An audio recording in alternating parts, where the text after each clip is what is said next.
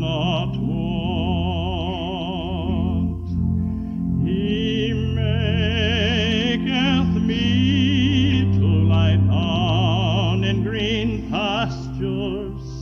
He leadeth me beside the still waters. He restoreth my soul. He leadeth me in the paths of righteousness for his name's sake. The Lord is my shepherd. I shall not want.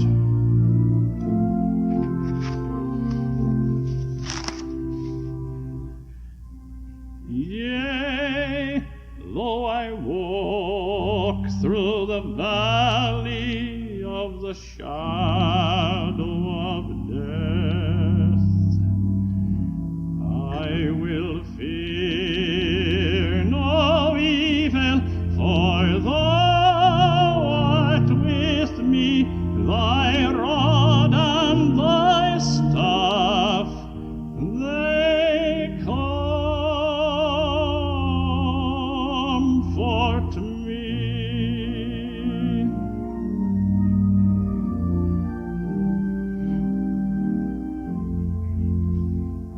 Thou preparest a table before me in the presence of mine enemies. Thou anointest my head with oil, my cup runneth over.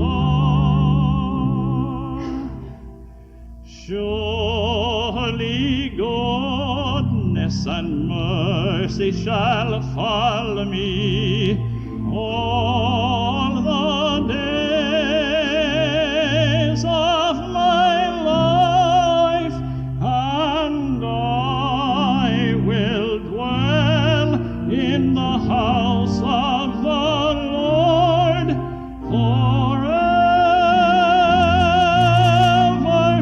forever.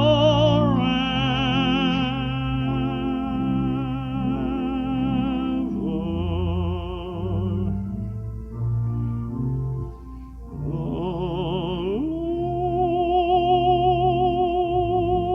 Lord is my shepherd.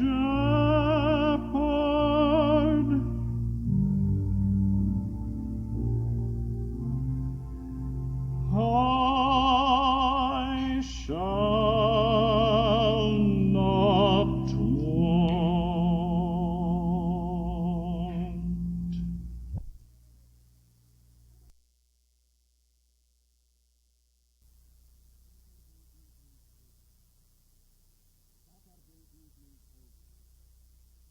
Saturday Evening Post.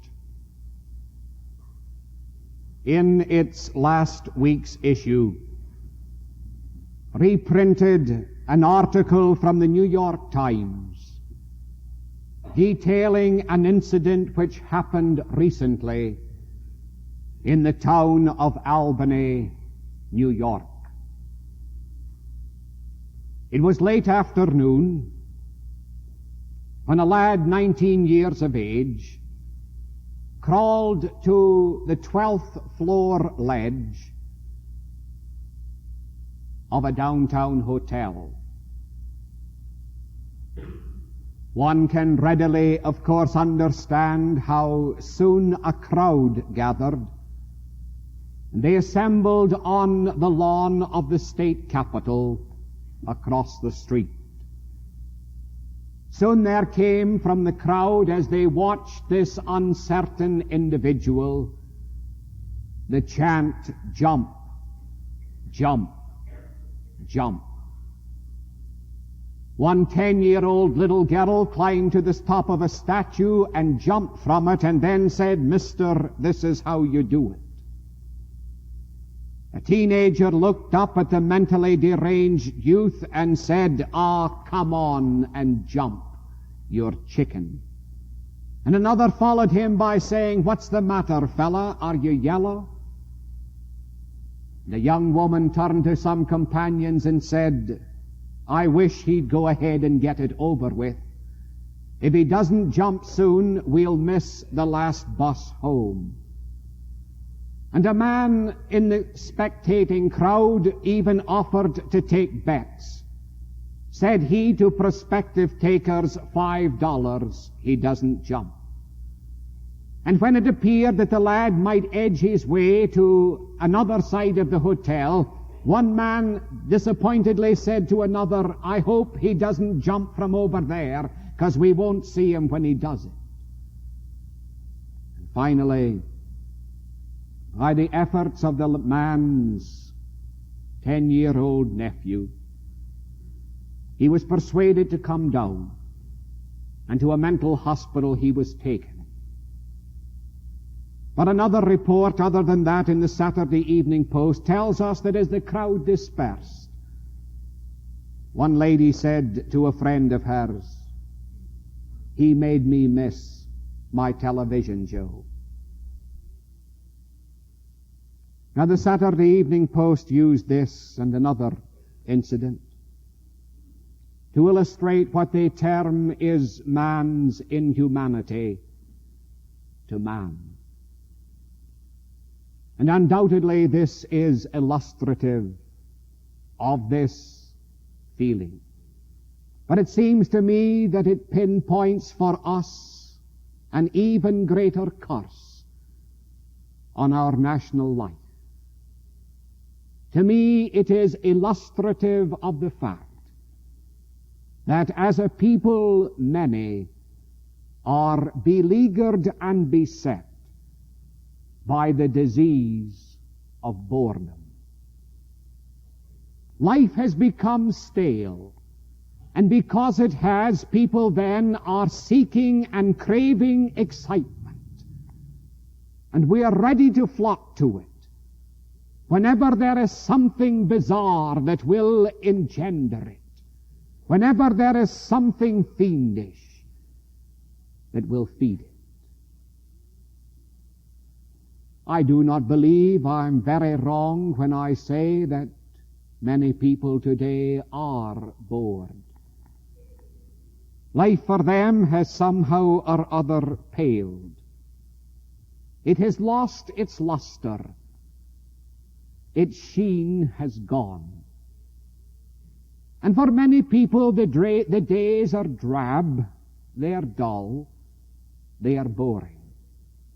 And this, I think, is true not only of the army of the unemployed, nor the great masses of the honorably retired, but I think it's an affliction which is also possessing people who are gainfully employed, yet who, as they pursue their employment and give hours to it, can see in their work no real contribution that it makes to society, can find in their work no real significance, no real sense of worth, and consequently, we are a nation of bored people looking for thrills. And because we are bored, then life today is filled with many tragedies. Home life, you see, becomes dull, and what happens? Marriage vows are forgotten and broken. Young people turn from virtue to vice, because, you see, the chaste life, the virtuous life, seemingly to them has become so drab and colorless. Highway tragedies occur, do they not? Because men and women, young and old, crave the excitement which speed brings, because they want to forget the dullness of many of their hours. On this Sunday, as in many a Sunday during the springtime and the summertime, throughout countless cities of our Southland, people by the thousands will fill the stands and line the rails at speedways throughout our states. Now, they will not be there by the thousands to see automobiles expertly handled at high speeds. Rather, they will be there with the fervent hope that some individual or individuals traveling at reckless speed will fail to make the turns and flip and hurtle through the air to destruction. Why? Because people are bored and they want excitement. A well-known historian has told us that in 1914, the people of Great Britain rejoiced when war was declared, because peace had become so stale, so colorless, so unsatisfying. And they felt that in war there was opportunity for excitement. But isn't this the strange thing about this boring age in which we search for experiences that will break the monotony? That always, somehow or other, the excitement for which we long must be at the expense of someone else. You see, we want thrills, but at someone else's expense. We want excitement, but at someone else's risk. We want spectacles, but at someone else's creation. For within us all, you see, though there is this hunger for the exciting, the stimulating, the thrilling, there is also within us the desire to abide by the old slogan, safety first. And so it will be at someone else's expense that we will find life moved, that we will find boredom shattered.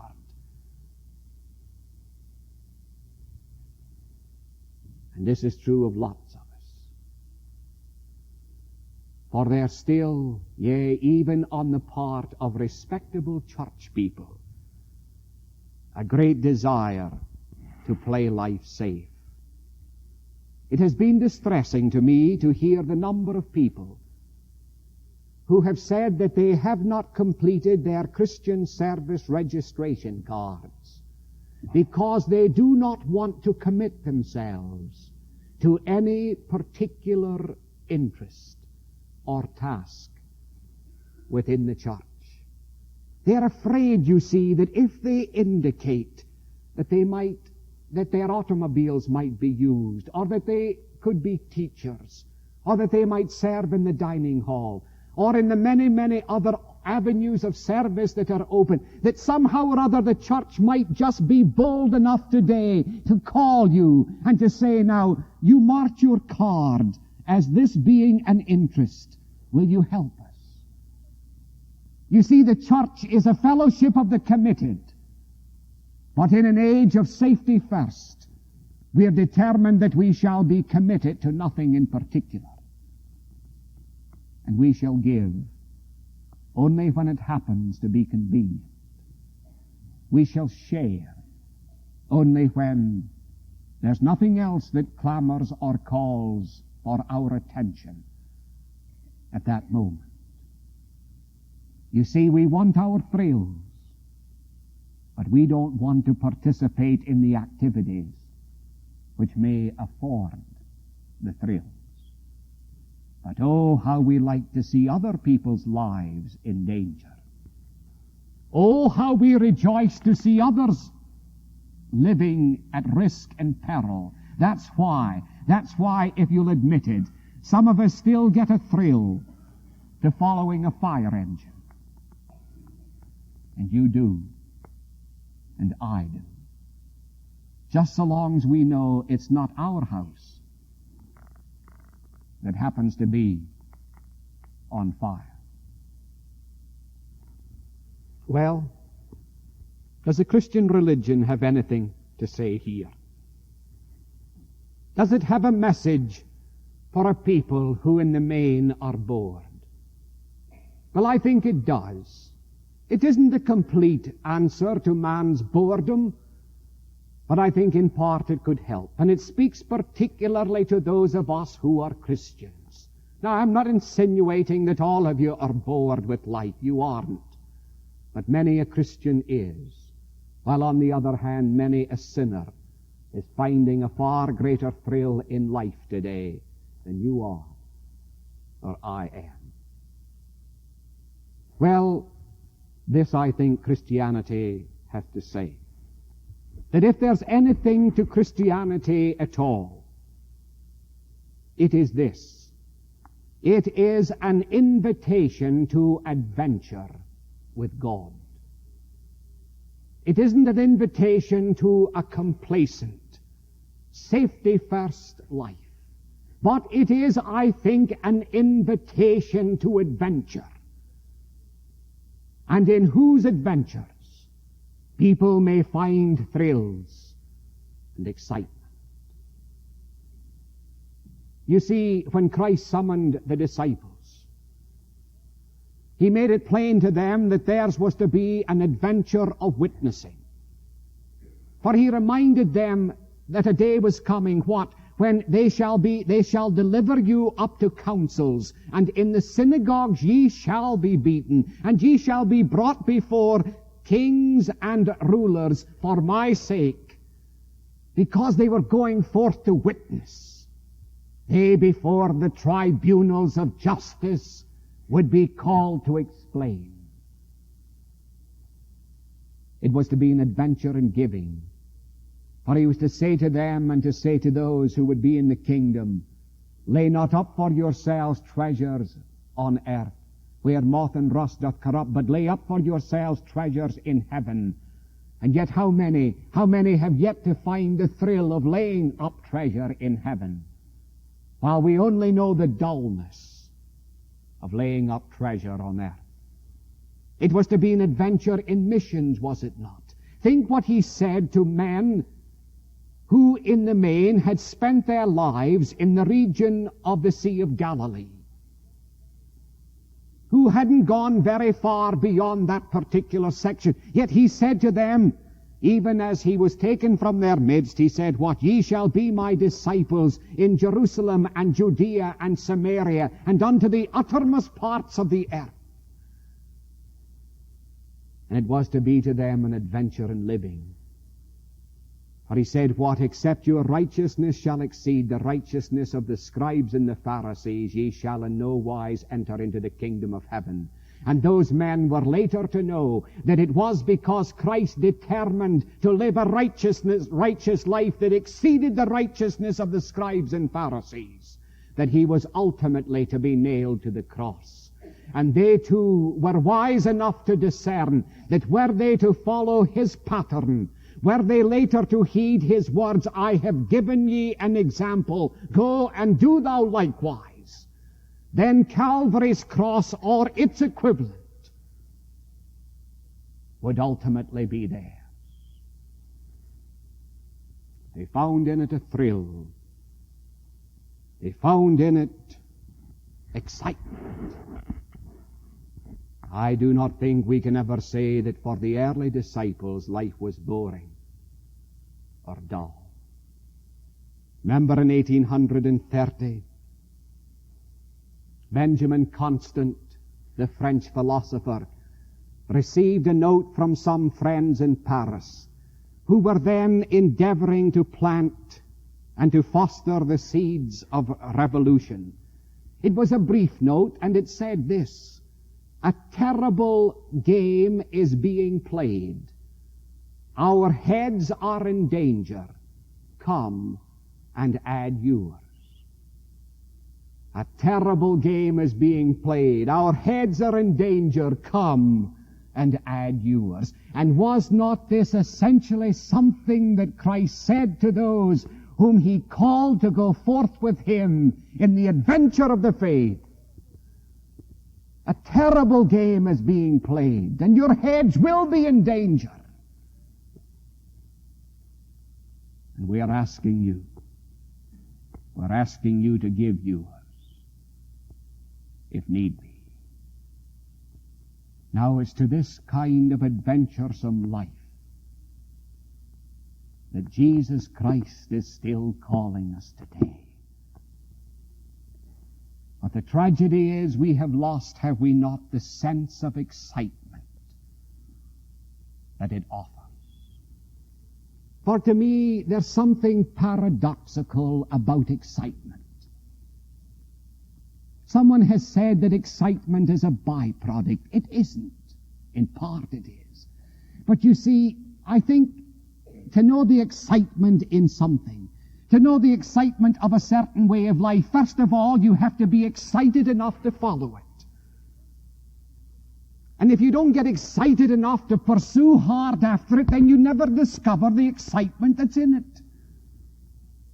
This, you remember, was why William Lloyd Garrison, the great abolitionist of his day, as he sensed the mission to which Almighty God had called him, said, you remember, to the people of his day, slavery will not be overthrown without excitement, without a tremendous excitement, until the people began to feel we can really get excited about this thing.